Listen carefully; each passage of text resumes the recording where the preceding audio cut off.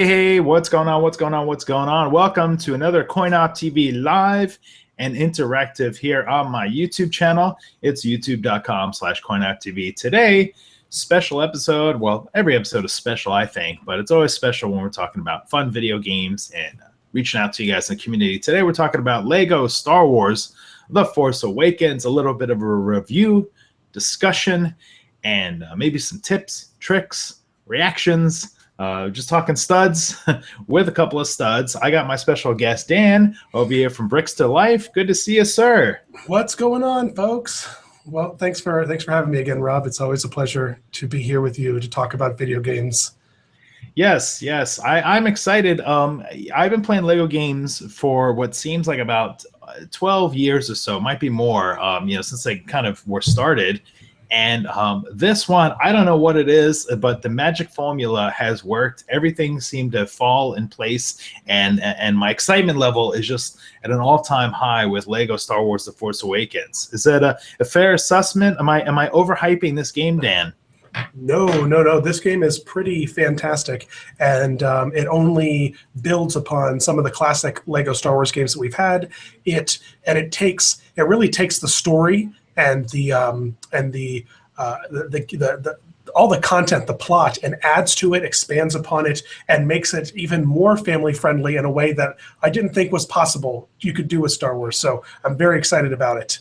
I take it you've played through the whole thing and beat it, Rob? Yes, not 100%, but the story and some of the side missions, and we'll go into like some of our side mission chat and stuff like that. Let me give a quick shout out because I want to remind people we are live and interactive. They have comments, concerns, questions. Quick shout outs to Toy Movie Game Bros, Rob the Blastmind, L Dog, Pizza Boy, Scotty Potty. Of course, you're in chat, Disney Infinity Codes, so follow him, as Dan as well.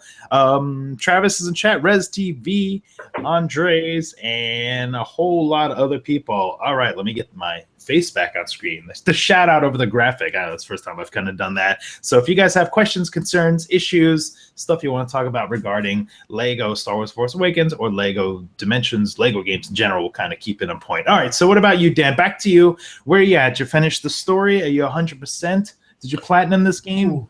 No, I'm far from it. In fact, I'm slowly taking my time. I knew we were going to be talking, and I've been horribly under the weather since the release of the game. I got a terrible head cold, and then I got hit with food poisoning right after I started recovering. So I've been like in a coma where I can't even like play a game to enjoy it. You know what I mean? But I managed to play through the whole game. The whole playthrough's on my YouTube. And let me say something. It takes tremendous amounts of skill to be able to play through the game without collecting a single mini kit.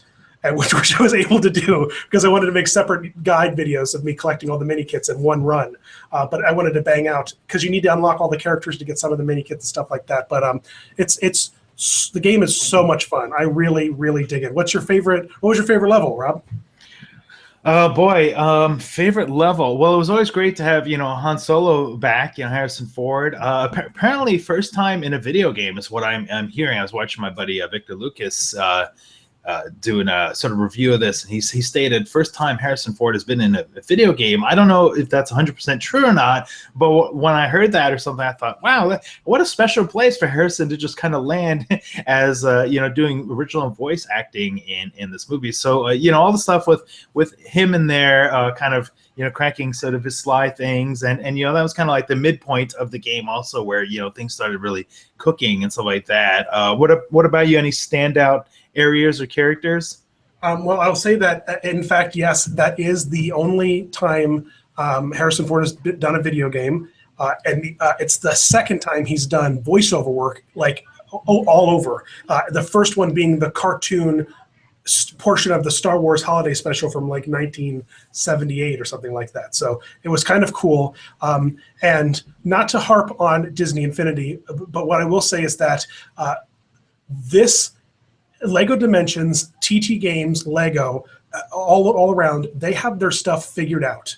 And this game was such high quality in a way that Disney Infinity failed in a lot of ways, from original voice actors to expanding on the plot, to not just kind of gently grazing over plot points, but in fact retelling me the story of the movie with an expanded universe. I think it really goes to show, and I think it really shows, and with full love to Disney Infinity, but this Lego Star Wars game is exactly what I would have wanted my Disney Infinity Force Awakens playset to be.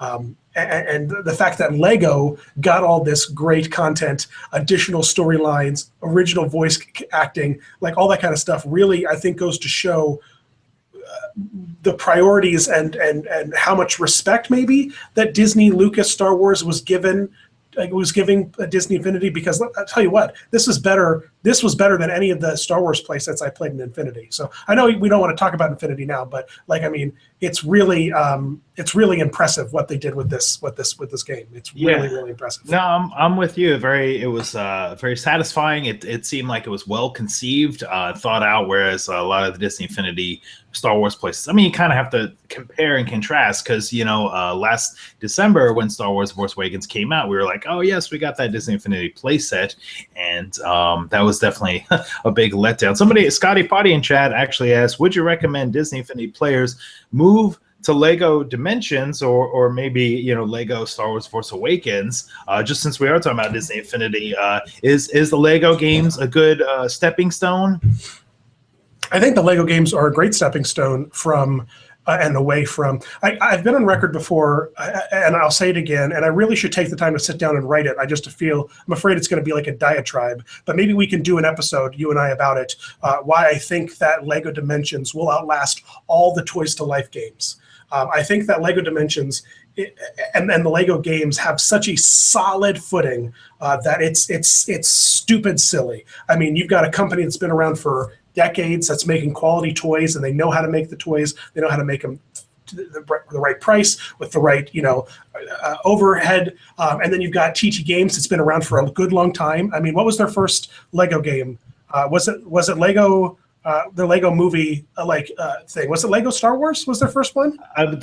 Those are the earliest ones I remember, and they would be like they'd have like there would be like all the movies together, I think, and you just kind of like play like 12 hours of like Empire Strikes Back, A New Hope, to the Jedi. Those were definitely the early ones. And what people who just on a side note, just before I go back to you, Dan, if you play any of the old games, the Lego characters didn't talk at all, so it was a totally different vibe. Where like back in the day, there was miming and pantomiming and jokes that came from character facial expressions and situations, not so much the dialogue. So it had to be one of those other ones. I remember it was like Harry Potter, Star Wars. There was. Yeah, I just looked it up. 2005 Lego Star Wars the video game. Yes. I believe it retold the original trilogy. And then I believe that they expanded on that with Lego Star Wars. Lego Star Wars video game were the new movies, and Lego Star Wars 2 was the original trilogy. And those games were great. And I've got to say that there's something lost about the fact that the Lego games now aren't all grunts and groans and you know what I mean? Because some of the jokes really landed hardcore because of the fact that they weren't using any audio, for directly from the movie. Some of the jokes really were kind of cool, but not to say that the voice acting now doesn't really drive home some of the really bigger jokes. But I really this is everything I want from a Star Wars game. I would say that the only thing I'm missing that Disney Infinity did significantly better was lightsaber combat. I think that the monotony of combat in the Lego games kind of gets to me a little bit, and I love the idea of being able to do combos and like kind of like special moves, particularly with lightsabers, that I'm kind of missing in Lego Star Wars. But that's the only down thing that the only thing I could downplay about the whole experience. I think it was great, So. Yeah. And I'll add on that. I thought the Force, I guess we're doing a little bit of a discussion of Lego Star Wars versus Disney Infinity Star Wars, which we don't have to stick on that. But I'm just it's a topic. I put review discussion, so we are discussing the lightsaber combat. I think was the only thing that the lights. I was going to add to that the Force also, because you could sort of push and pull people, which you can't do in Lego Star Wars. So the lightsaber and the Force combo were two, really strong sides on the Disney Infinity universe there. On the flip side of that, though, there's well over 200 characters available in this game. So to give kind of any crazy personalization to the characters beyond just what they look like, maybe what their voice acting is, I mean, that's a lot of work. So it's impressive how many characters they managed to cram inside this game, playable characters. It just blows my mind, some of the deep pulls and the deep cuts they do in this game. So the deep cuts sound like you're talking about a record thing. All right, let me get a graphic up. So let's talk about like your impressions prior to the game, and then once you got it in your hands. For me, I was getting a little burnt out on the. We're talking about the voice acting and putting the voices in the game. It seemed like Lego was basically lifting movies that already existed, like the Marvel movies and some of these other ones, and just transcribing, like especially the Jurassic Park really seemed odd to me, where it's like a transcribe of the dialogue and the audio from the movies into the game. And I was a little nervous ahead of time with Lego Star Wars: Force Awakens going into this, but I downloaded the demo. I saw that things were well crafted and done different. Now that I've played the game, pleasantly surprised, like we were just kind of saying 2 seconds ago. What about you, Dan? What were sort of your impressions, prior to the game leading up to Lego Star Wars: Force Awakens, and then once you got things in your hands and played through it? I've got to say that I kind of left. The older I get, the more I'm like, I don't want to know anything about anything prior to doing anything. You know what I mean? Because I don't even know what you just said there. I don't want to know anything about anything prior to anything. This is meta talk right here. Crazy talk. I don't want to know anything about X prior to playing X, you know what I mean? Or I don't want to know anything about X prior to seeing X, So I didn't play the demo. I watched your playthrough of the demo. I had a good time watching your live stream of that. I didn't, I knew that there would be an expanded universe, like there'd be an expanded plot. And I thought that that was really cool. And I anticipated the voice acting thing, particularly from the LEGO Dimensions games, like, the Ghostbusters playset. The Ghostbusters level pack was all, the movie voice work pulled directly from it. But I was very impressed in how they expanded upon the world, how they expanded upon the game itself. And, you get the backstory now about Poe and how he got to the planet to look for the piece of the map. And you get these little additional pieces. Particularly, I think my favorite moment probably of all the extra plot points was the end credits scene where you find out what happens to Captain Phasma in the trash compactor.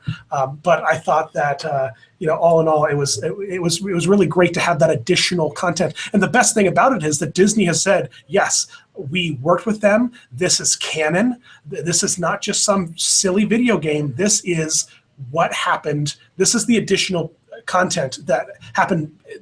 We'll fill in the gaps with this Lego game, which I think is really cool. And I think that speaks very highly to the quality of the game and how much love and attention was put into it from both Lucas and TT Games, Lego. Yeah, so expanding on that, the one of the biggest strong things I thought was that there's additional chapters, like Dan was saying, that are canon approved, I guess is the phrase from the marketing, where it's expanding on these different areas here. Let me see, I got a graphic. So you got a mission with like Poe and Poe to the rescue, and Rathtar's mission there with Han Solo, and some of the other ones. I don't think I've played all of the little side quests, but it's very interesting to sort of see the how things came out. And some of these additional missions are exclusive to just the season pass, I believe. So I don't know if they'll be available. I believe all the missions are available up front from the season pass, and then the character packs aren't. They'll be slowly released, other than the Jedi character pack. But but it's not just through the additional missions of like Rathtar hunting or Poe's, the Poe mission. It's just in the core story of the game. You get all this extra information and stuff, which I think is so cool and so much fun. And I really like to take it all the way back to like, remember the PlayStation 2 Lord of the Rings Return of the Kings video game where you're like, oh yeah, we're going to play Lord of the Rings and all the cool battle sequences, but yet they also retold a couple of battles from the earlier 2 movies. Well, they did that with this one, giving us a little bit of Endor, give us a taste of the Endor, which is I thought kind of cool that we got that. We connected it to the original trilogy with an Endor level, and then we got to move into the new story. Yeah, we had some nice bookends there. We got to at least see the Ewoks, so that you can unlock them and crawl them around. Starting off with the game. Let's see. Yeah, those are good points. I brought up the here we go. The Han Solo fighting some Rathars. How does Han Solo survive? When we're playing. Have you played this level yet, Dan? Yep, I played through the whole game. You got it. How does he survive when the Rathars get him in the mouth and then you're pushing buttons and stuff? Does he kick his way out of the throat or something? I was a little confused. I was like, wait a second, he's getting chewed up by a Rathar. I never got close enough to get attacked by the Rathar, so I can't give you that information. There's like moments where the Rathar grab you and you gotta push square, triangle, or something like that. I did like the bonus level with the lore, the guy on Jakku that sort of gave the piece of the map. Yeah, yep. Lore. They, I don't know the names exactly because he kind of had a short role in the movie there. But that was pretty cool. We got to see some of that with him and his little buddy, a little side quest there. I think that that character, the old man, that character specifically, the way that the Lego game handled his death, I think was the best example of how Lego games are truly family friendly and 100% family oriented games, because instead of Kylo smashing him and cutting him up, he instead levitates the guy and then throws him into space. So I just thought it was a clever clearly the Lego games are violent, but at the same time they're not super violent because they're just Lego characters or toys, So and then of course the beginning of the next mission, you see him kind of slowly floating by. It's all these. There's so many fun little Easter eggs and little tiny tidbits of stuff that I really loved and enjoyed in the game for sure. Yeah, I'll put this image back up here. We had the some of the serious moments of Star Wars. Spoilers if you haven't seen Star Wars Force Awakens, we may be discussing things, but some of the characters, it's we're involved in serious situations, shall we say. They handled it pretty cleverly and stuff like that.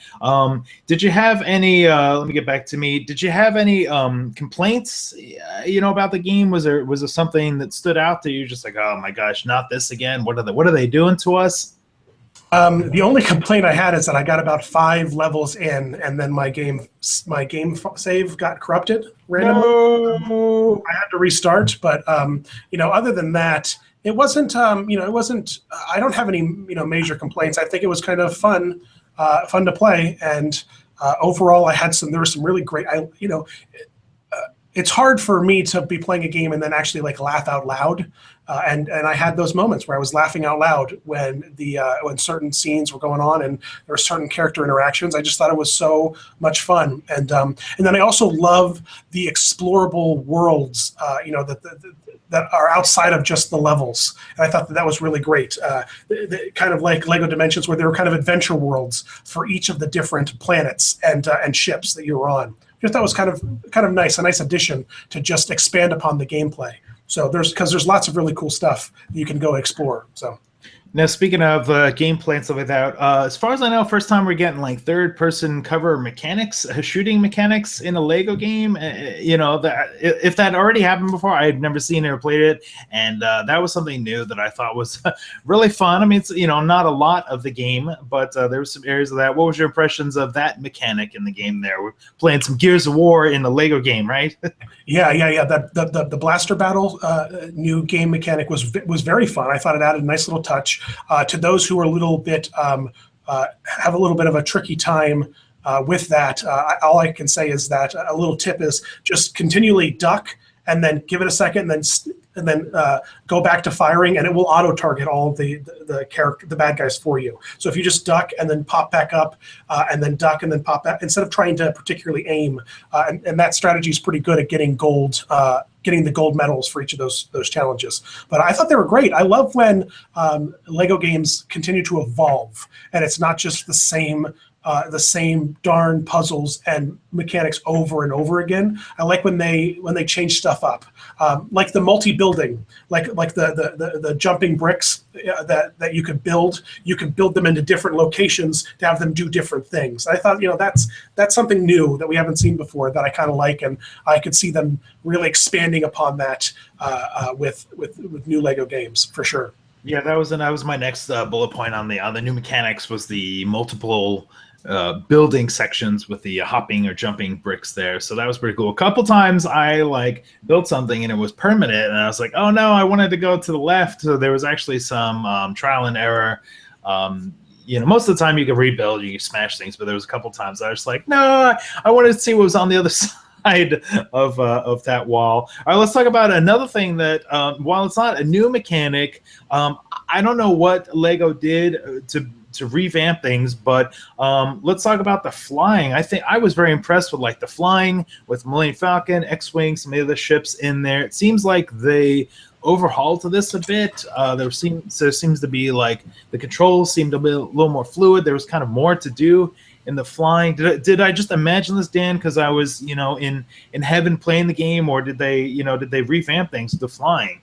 No, I really enjoyed the flying mechanics. The flying missions were not they were not hard to play. They were very easy to navigate. They were very forgiving, and the controls I think were pretty tight. So I really dug that a lot. So I think the flying levels were fun. I think they were a nice added addition. They weren't like a cumbersome thing that we had to deal with. You know what I mean? Yes, definitely was impressed with there. Just kind of going through my bullet points of my pros and cons. Let me look over in chat here. We got Paul, Ben, Toy Movie Games says, why they masked Mayhem Gaming. I'm not sure what he's talking about there. Travis Teaspoon says, Scotty Potty, understand what? I just saw BB-8 ledge grab. But they're talking about BB-8 not being able to grab ledges. I think they're talking about BB-8 toys like that. Pizza Boy says, you are awesome. We'll also throw that to Dan as well. So, all right, let's move on, Dan. Let's talk about some tips. Tips, tricks, and strategies. So we already got one there so far. If you get in trouble in the third-person cover stuff, stay low, keep your head down, pop up, get that auto-targeting. Something I would also say is if you have Chewbacca, toss out some of those grenades. I think you could toss out more than one, so I would kind of toss out a couple. Let those grenades do their damage on there. So let's talk about tips on collecting studs and finding things on characters and stuff like that. Did you find that there was a character that you were sticking with? Obviously with the game, the story mode, they kind of give you specific characters, but after that you kind of free play and decide what kind of characters you want to use. Any ones that kind of stood out that you were your main? Yeah, I really liked any character with force powers. I think that kind of becomes a given when you're playing Star Wars games, just because you can really mow through large groups of enemies pretty effectively. And I think with that and mowing through large groups of enemies, I believe that one of my top strategies was to really gather up a big group of enemies around me in an area where I knew there were a lot of destructible things, and then I would try to destroy as many of those destructible things. Try to destroy as many of the enemies as I can to build up my multiplier to at least ×3, ×4, and then make sure I could smash everything I could to gather up all the studs with that multiplier. I think it was kind of cool they had that built-in multiplier in the actual gameplay to get the true Jedi status for each level. So so I kind of was bummed out on levels where there were no bad guys to smack around, like when you're at the hangar, trying to prep the Millennium Falcon before it goes to Starkiller Base. But I really liked. So if you're smart about it, and it's particularly if you see some of the floating coins, like if you know where there's a purple stud, if you can smash a few enemies before you go grab that stud, that's the difference between 10,000 studs and 40,000 studs. So I think keeping an eye on that multiplier and really trying to minimize your damage to the surrounding area until you get that multiplier up really pays off in the long run.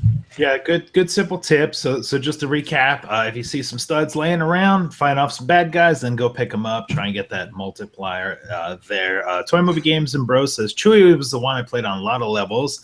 It was interesting when we got wounded Chewbacca, it was kind of leaning over, holding his shoulder. I like that we had variations, and I think this some Lego games do a lot, is having variations on characters characters, helmet off, helmet on, stuff like that. Was there a variation that was a standout to you at all? I haven't locked everybody yet, so maybe that's kind of a question to revisit, down the road. I don't even. I think it's fine that they have a bunch of stuff that you can, bunch of like very like character variants you can unlock.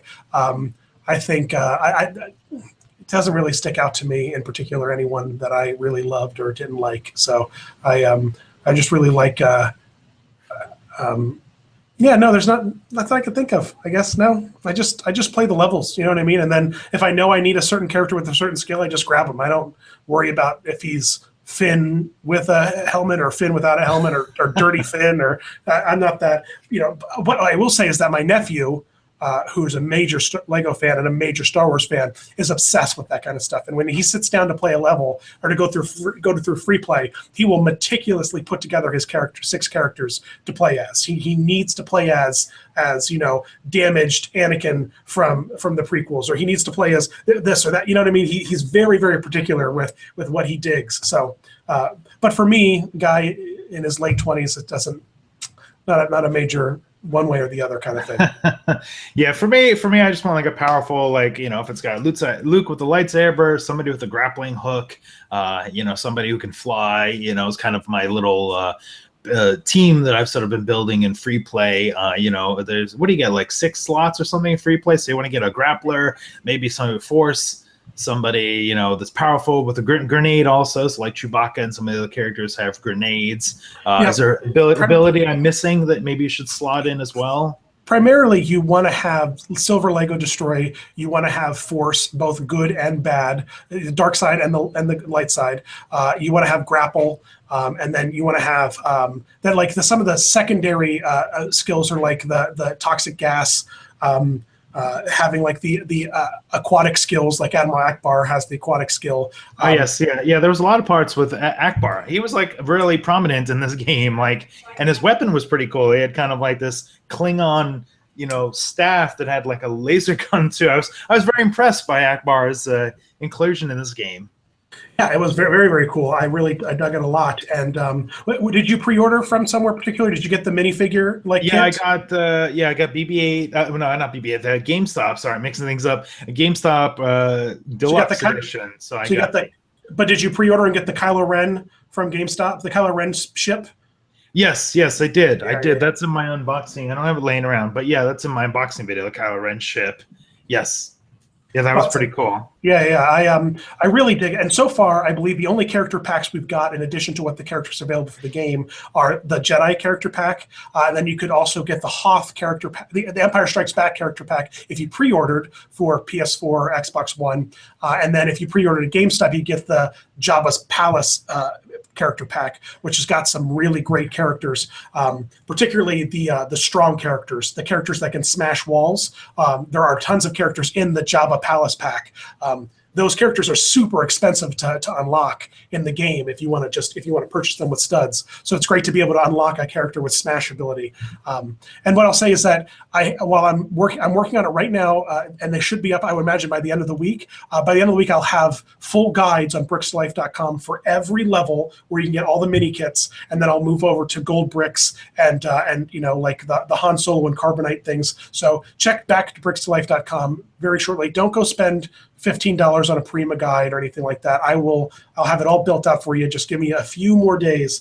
I was sick, so I'm kind of behind the 8 ball on that. So apologies. That's all right. Well, that's why we're doing a little preview here. We're playing catch up and getting things going. All right, let's talk. We got to wrap up soon, but I want to talk about some of the red bricks. I wrote down some notes here. So the 2-time multiplayer red brick is, if you guys are looking for that, I having a hard time, maybe you watch this video and you're like, hey, I don't even know what red bricks do. Different red bricks will unlock certain attributes, and there's a couple important early ones if you get the 2-time or the 4-time. The 2-time is on the Millennium Falcon Chapter 4, the Erevan free level. You can play as free play, and you'll need to get a grappler, somebody like Han Solo, and then you kind of, when you're on a level, you kind of go over to the right to go for a compartment. And we'll talk about the 4-time red brick in a second. Dan, is there any bricks that before we get to that stand out that people need to make sure they're tracking down?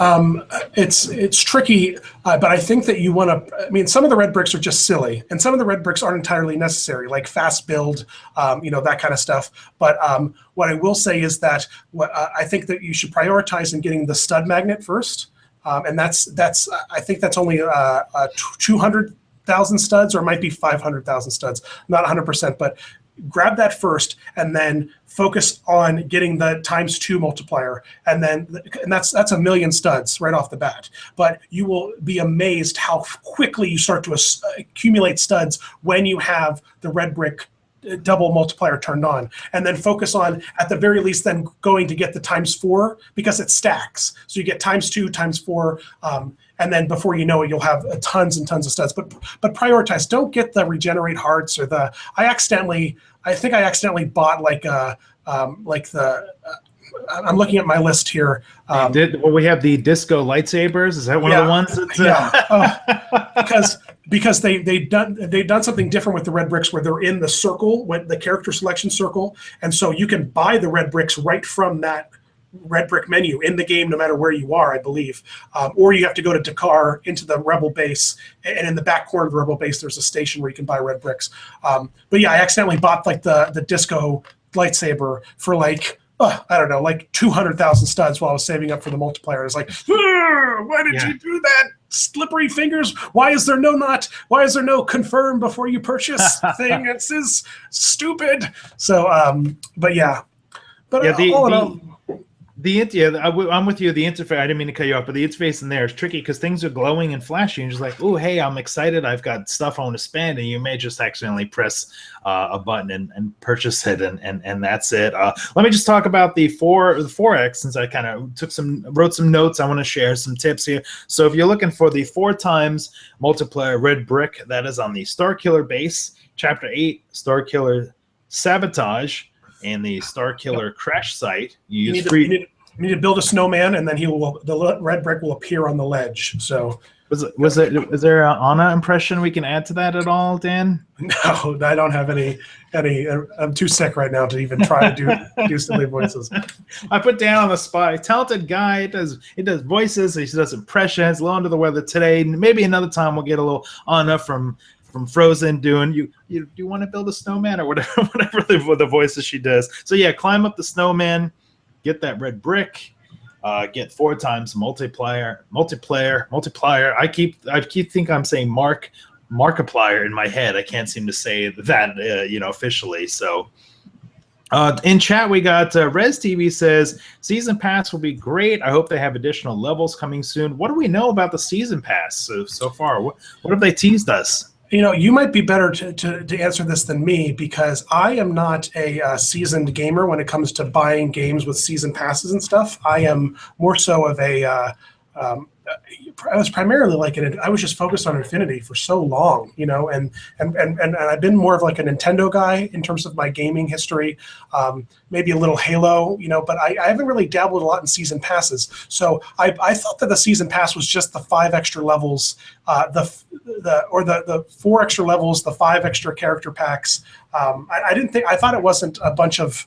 I thought the stuff wasn't continuing to come. I thought that was it in terms of the new levels, and then with characters, the packs will slowly unleash. But I might be wrong. I mean, you tell me, how does season pass work on other games like Battlefront? It was all spaced out, wasn't it? Yeah, usually every 2 or 3 months, there's Call of Duty shooter games usually get a handful of maps, themed maps or something, or maybe some extra zombie levels.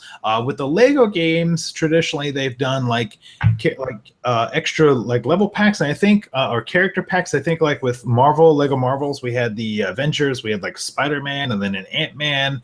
And I think they were just character packs. I don't think they were actually new levels. So it might just be a little group of, because there was I've seen some people who've online to put videos up and hey, I'm all done 100% and this and that. And then you look at their character list and there's a big row of spaces, dots missing. So I'm assuming those will probably be the season pass DLC, but I hope maybe they switch it up. Maybe they'll release some canon approved side missions. Give me a BB-8 side mission. C-3PO, BB-8. I know there is a droid side mission. I haven't played that yet, but what's on your fantasy list there for side missions? Anything in the Star Wars universe, pre-canon approved universe you want to see TT release something on?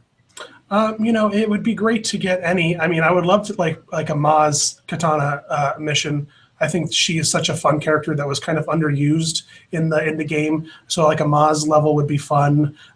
You know, really, I'm cool with anything. You know, I think that we really got to explore pretty much every nook and cranny of the story, and then more. So I wasn't left wanting in terms of plot or anything like that. But you know, I would maybe love an origin of like how Maz fell in love with Chewie, and how Han and Maz have interacted in the past. Maybe, you know what I mean?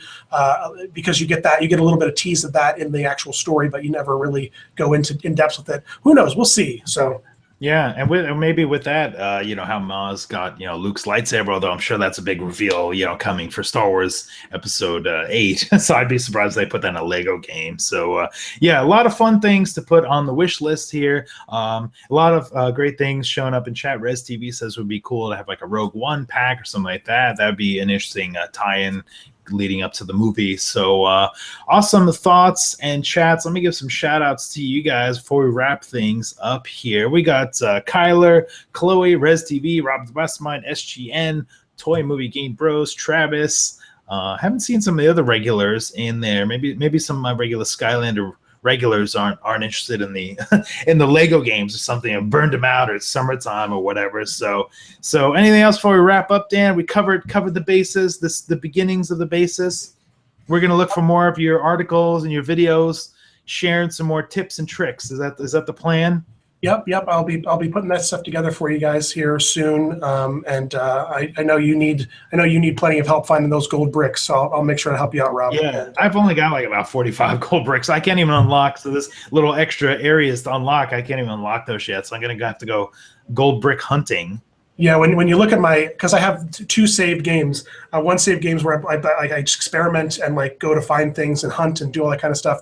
And then a second saved game. And this is how all my videos are. And that second saved game where I can do everything fresh, so I can unlock everything all in a row without having to have stuff missing in videos like that I've already unlocked and whatnot. And so when you look at it, it looks pitiful because it's like you've got 14 gold bricks and you've got 0 mini kits and 0 Hans and Carbonite and 0, you know what I mean? But it's a journey, but nothing is more satisfying than like getting all the mini kits from the levels, and then getting all the gold bricks on this planet, and then this planet, and getting all the Han Solo figures and Carbonite, and you know, that kind of stuff. It's such a the first game I've ever 100% completed was a Lego game, Lego Harry Potter. You know, so the Lego games are like, it's like something you get, like magic. You get the magic feelings when you complete everything. You know, it's so much fun. Yeah, I'm enjoying it. The music is great, and the Star Wars vibe is great. So you guys have been great. Thanks a bunch for watching chat. I'll put links to Dan's Twitter and his website, his YouTube channel, stuff like that. So you make sure you check out his stuff too. And we do a lot of shows together, a lot of talk shows together. So maybe we'll see if we can figure out a topic for next week. Thanks a bunch, Dan, for jumping in, and thanks a bunch to all you guys in chat for tuning in. We'll see you guys on the next live stream, probably tomorrow. We'll see how it goes. Adios. We'll see you guys. Thanks for watching, guys.